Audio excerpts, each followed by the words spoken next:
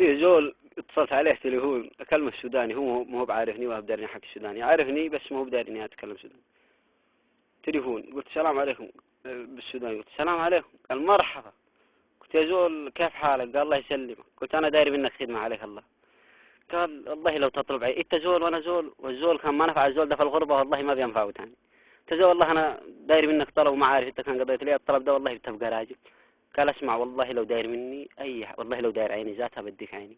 انت قول لي انت داير شنو؟ انت زول والله انا مكسوف وما عارف اقول لك. قال عليك الله الا تقول لي.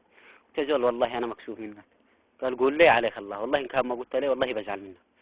انت زول انا داير ادقك. قال دقك الجن في رقبتك، والله لو دقيتك قناتك دي يخيطوها بعصب.